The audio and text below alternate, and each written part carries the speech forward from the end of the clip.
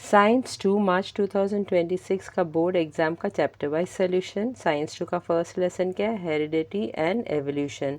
First question क्या है? Choose the correct alternative. ये 1 मार्क का क्वेश्चन है। क्वेश्चन क्या है? The casualty behind the sudden changes was understood due to dash principle of Hugo de Virus। इसका answer क्या है? ये चारों ऑप्शन में से राइट आंसर है option B, mutation. So the right answer is what? Option B, mutation. ये page number 1 में दिया हुआ है, you can see over here. In 1901, the reason behind the sudden changes were understood due to the mutational theory of Hugo de Virus। तो answer क्या है? Mutation. Question 2, what is meant by carbon dating? Give any one use of this technique। ये 2 mark का question है और इसका answer text book का page number 6 में मिल जाएगा। It is given over here. Carbon consumption of animals and plants stops after death, and since then only the decaying process of C14 occurs continuously. The ratio between C14 and C12 changes continuously as C12 is non-radioactive. The time passed since the death of a plant or animal can be calculated by measuring the radioactivity of C14 and ratio of C14 to C12 present in their body. This is carbon dating method। और इसका use भी पूछा है, तो answer क्या है? It is used in palaeontology and anthropology for determining the age of human fossils and manuscripts. Question 3, explain theory of Lamarckism with the help of any 2 examples. ये 3 marks का क्वेश्चन है और इसका आंसर जो है text book का page number 8 में दिया हुआ है। It is given over here on top. Jean-Baptiste Lamarck proposed that morphological changes occurring in living organisms are responsible for evolution, and the reason behind those morphological changes is activities or laziness of that organism. He called this concept as principle of use or disuse of organs। 2 example भी पूछा है, तो for example first example क्या है? The neck of giraffe has become too long due to browsing on leaves of tall plants by extending their neck for several generations। और second example क्या है? Wings of birds like ostrich and emu have become weak due to no use। Lesson number 2, life processes in living organisms part 1। इसका first question क्या है? Choose the correct alternative. ये 1 mark का question है। Question क्या है? After complete oxidation of a glucose molecule dash number of ATP molecules are formed. तो इन चारों ऑप्शन में से राइट आंसर कौन सा है? Option C 38। तो आंसर क्या है? ऑप्शन सी 38 है। ये लेसन के एंड में जो एक्सरसाइज है उसका question number 1A same question है। Question number 2, complete the table. ये 2 मार्क का क्वेश्चन है। यहाँ पे 3 कॉलम दिया हुआ है। फर्स्ट कॉलम में सीरियल नंबर है, सेकंड कॉलम में प्रोटीन का नाम दिया है और थर्ड कॉलम में ये प्रोटीन्स कहाँ पे बनता है उस ऑर्गन का नाम दिया है, तो नेम ऑफ ऑर्गन्स दिया हुआ है।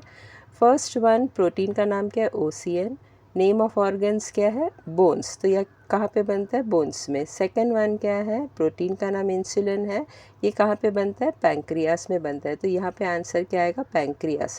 जहाँ भी मैंने रेड कलर में लिखा हुआ है वहाँ पे ब्लैंक था, which you had to fill it up.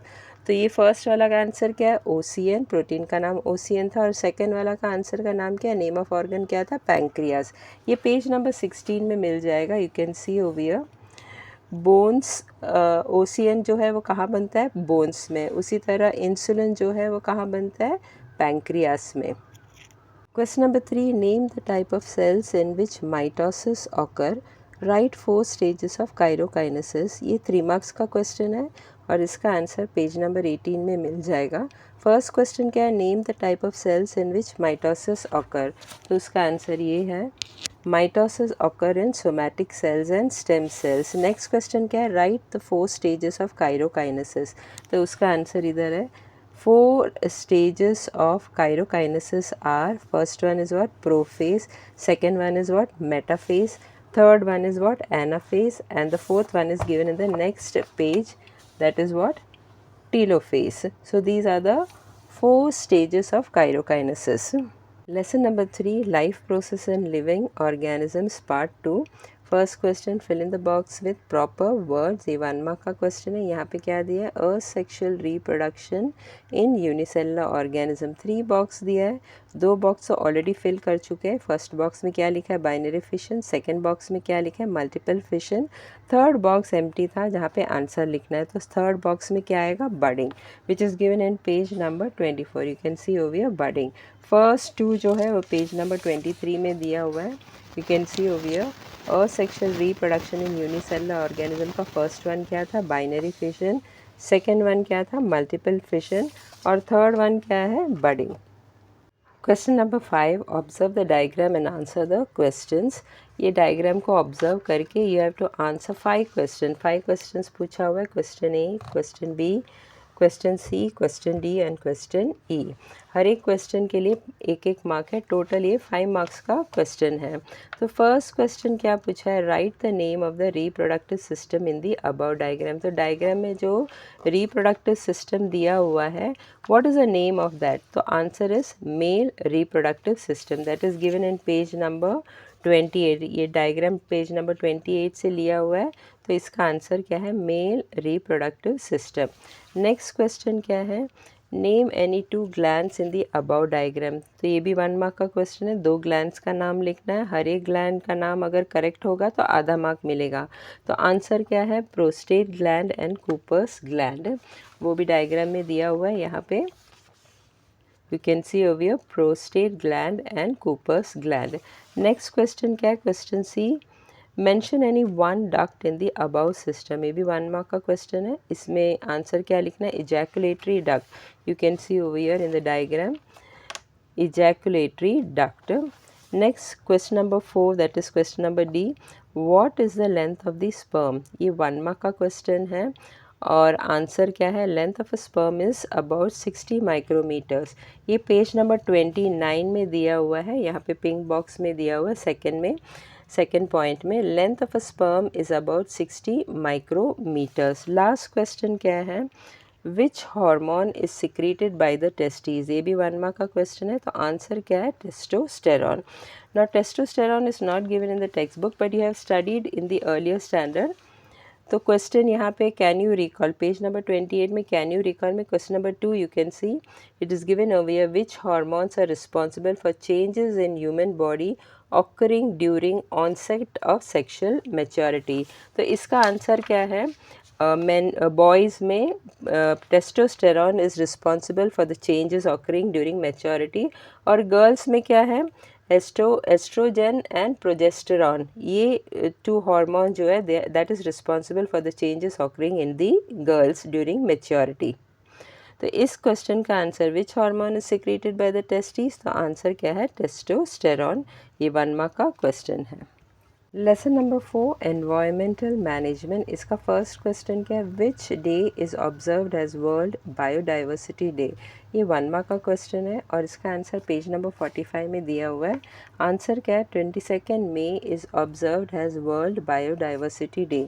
You can see in page number 45 it is given in this pink box, 22 May world biodiversity day. Question number 2, read the paragraph and answer the questions.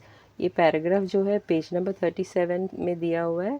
ये paragraph paddy is cultivated से लेके all of a sudden यहाँ तक दिया हुआ है।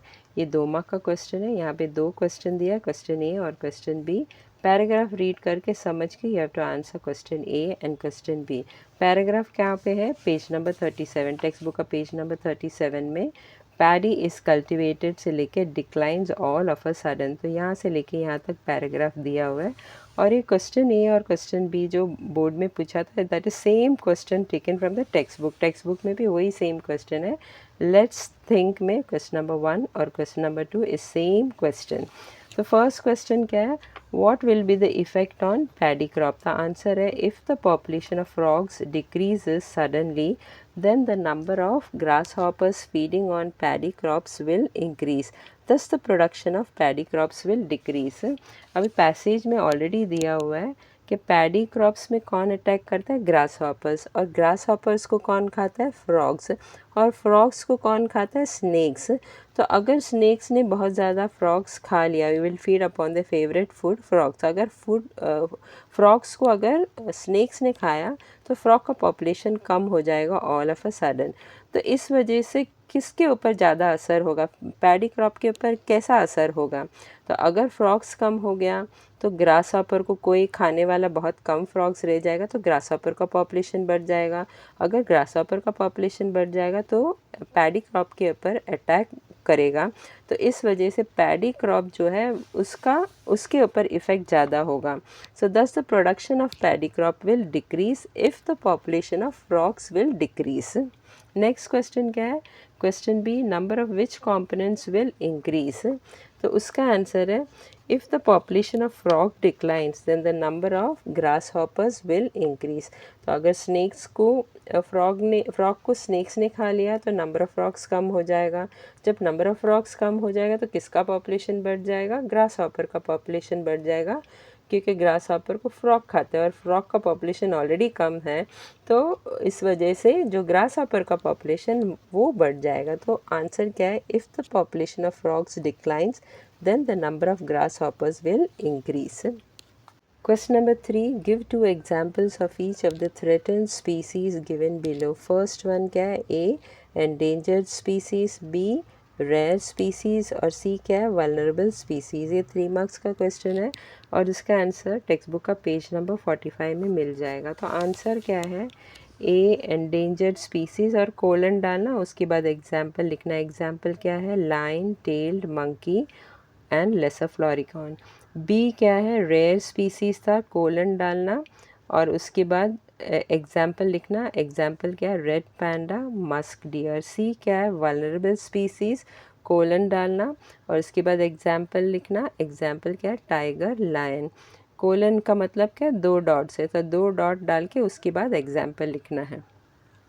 Lesson number 5 towards green energy, इसका first question क्या है, चूज द करेक्ट ऑल्टरनेटिव। ये 1 मार्क का क्वेश्चन है। क्वेश्चन में क्या पूछा है, in Maharashtra the major hydro electric power plant is located at dash. तो इन चारों ऑप्शन में से राइट आंसर कौन सा है, ऑप्शन बी कोयना। तो आंसर क्या है, option B Koyna.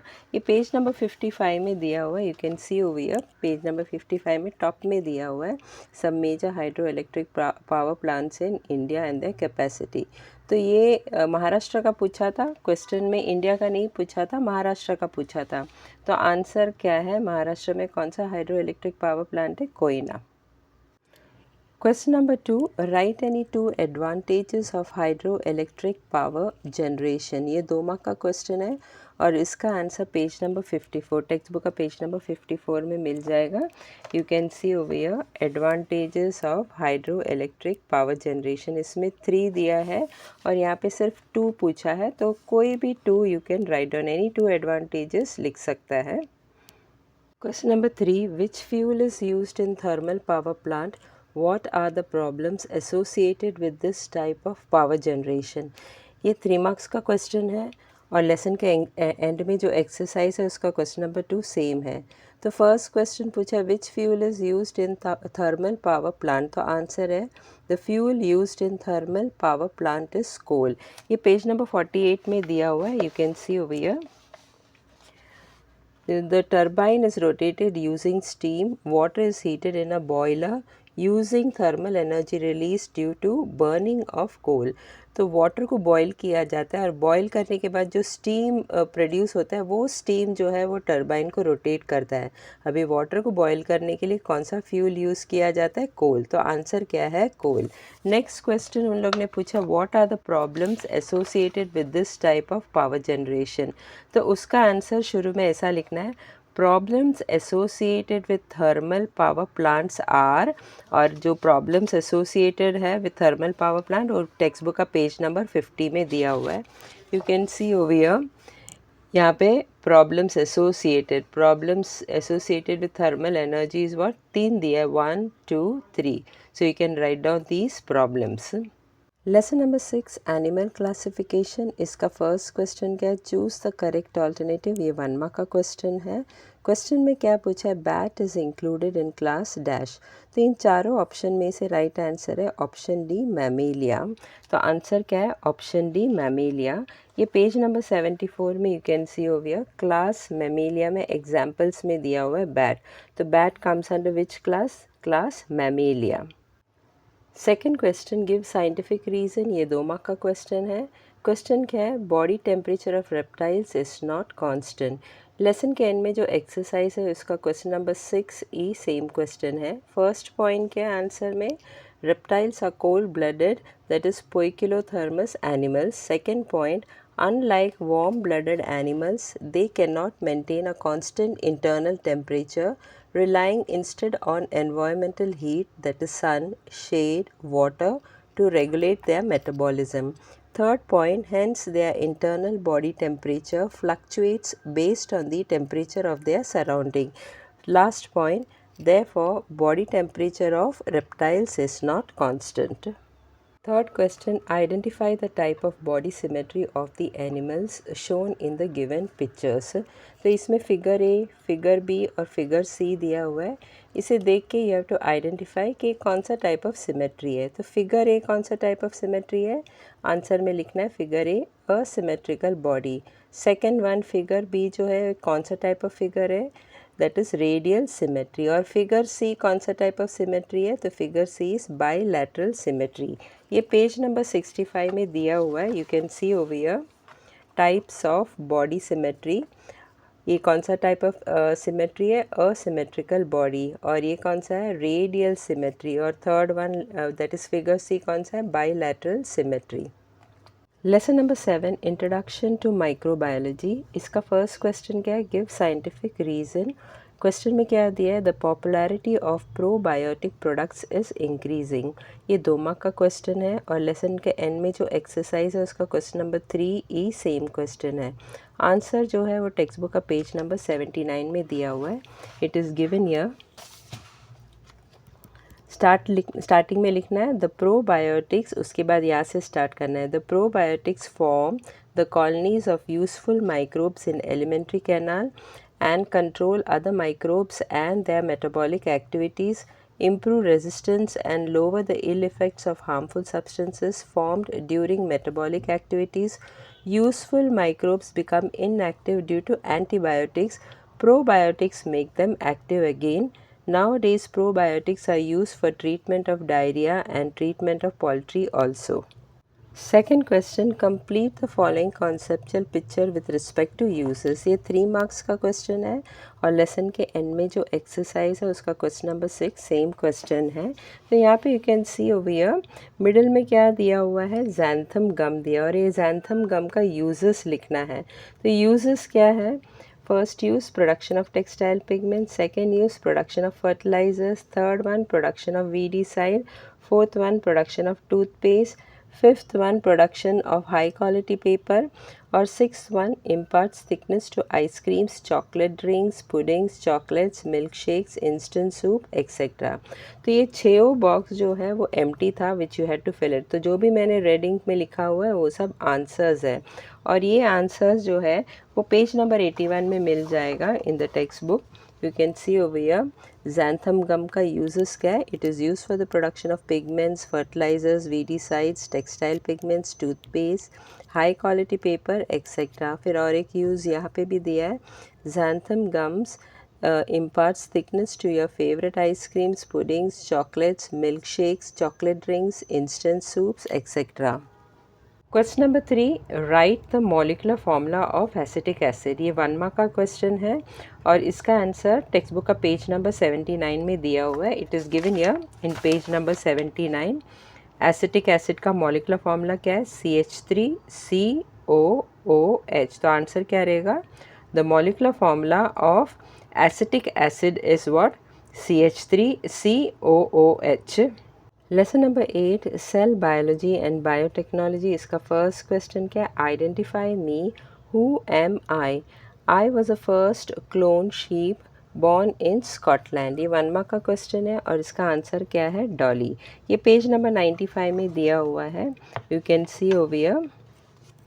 A sheep dolly was born in Scotland by cloning technique on 5th July 1996.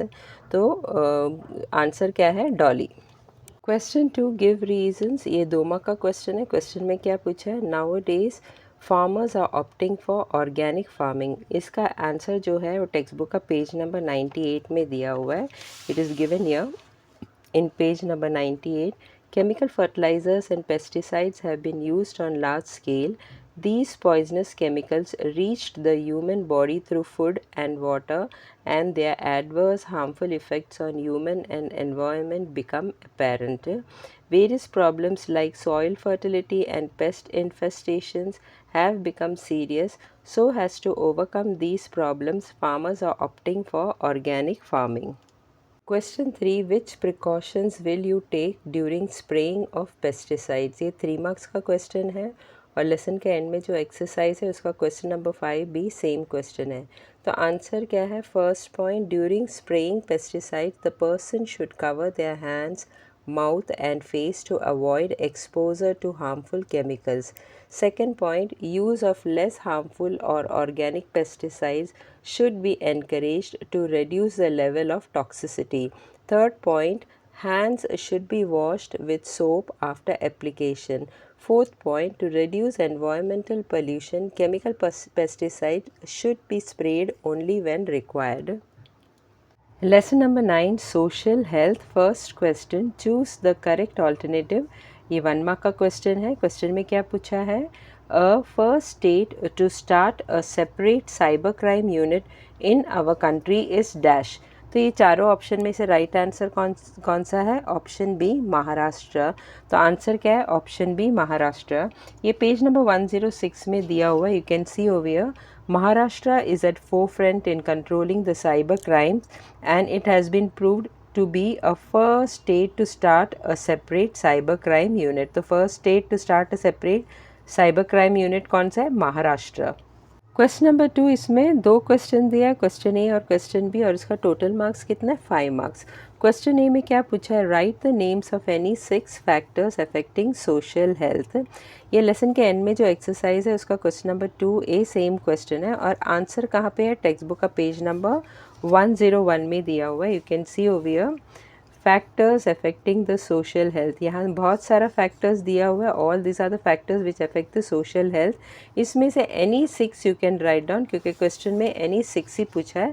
तो any 6 factors you can write down which affects the social health. तो यहाँ से कोई भी 6 factors you can write it down for the answer. Next question, question B, what will you do and why your brother studying इन 12th has developed the stress. ये lesson के end में जो एक्सरसाइज है उसका question number 6F same question है और उसका आंसर क्या है? Increased stress can result in various adverse effects on physical, mental and social health of an individual. If I find that my brother studying in 12th has developed stress, first point क्या है? I will talk with him and try to understand whether the stress is due to studies. Second point, I will also help in preparing timetable for his studies so that he gets time for relaxation and some free time along with studies. Lesson number 10, disaster management. First question, state whether the following statement is true or false. ये 1 mark का question है. Statement क्या दिया है? The chairman of national disaster management is sarpanch. This is a false statement. Why it's a false statement? ये page number 115 में दिया हुआ है. नेशनल डिजास्टर मैनेजमेंट का चेयरमैन कौन है? Prime minister. और यहाँ पे क्या दिया है? सरपंच. तो sarpanch is wrong, it should be prime minister. So therefore this is a false statement. Question number 2, write the names of any 6 materials in first aid box. ये 3 मार्क्स का क्वेश्चन है और आंसर जो है वो टेक्स्ट बुक का page number 118 में दिया हुआ है. You can see over here the necessary materials in first aid box. यहाँ पे 17 मटेरियल्स दिया हुआ है. क्वेश्चन में खाली 6 पूछा हुआ है, एनी 6 पूछा हुआ है. तो you can write down any 6 materials which is given over here. Question number 3, the following are the pictures of some disasters. How will be your post-disaster management in case you face any of those disasters? ये 2 mark का question है और lesson के end में जो exercise है उसका question number 11 same question है। उसमें टोटल 4 पिक्चर्स दिया हुआ है, you can see over here total 4 pictures है A B C D। उसमें से बोर्ड एग्जाम में सिर्फ यही 2 पिक्चर दिया हुआ है और क्वेश्चन में दोनों भी दिया था, पोस्ट डिज़ास्टर मैनेजमेंट भी लिखना था, प्री डिज़ास्टर मैनेजमेंट भी लिखना था, पर यहाँ पे उन लोग ने सिर्फ पोस्ट डिज़ास्टर मैनेजमेंट लिखने को कहा है। और ये टोटल कितना है, 2 मार्क का क्वेश्चन है। तो हर एक पिक्चर का पोस्ट डिज़ास्टर मैनेजमेंट लिखने के लिए कितना मार्क्स देंगे, 1 mark. So for this figure, for this picture 1 mark and for this picture 1 mark. Now first picture, what is the first picture? Picture A is what? Gas leak from a LPG cylinder. You can see over here LPG cylinder से अगर gas leak होगा तो post disaster management क्या रहेगा? So answer is over here. Any one you can write down. Do not try to turn on or turn off any electrical appliances in the surrounding area. Next one, open all windows and doors to ensure ventilation. Since ये 1 mark का question है और हर एक picture के लिए 1 mark है, इसके लिए इन दोनों पॉइंट में से कोई भी एक पॉइंट लिख सकता है। Next one, you can see this was a picture given, तो इसका आंसर क्या है? Picture B is what? Heavy rains and floods. और इसका पोस्ट डिज़ास्टर मैनेजमेंट क्या है? First one, try to move to elevated areas which are not flooded. Second point, help in rescue operations and try to get people caught in flood to a safer place. So any one of the points you can write down.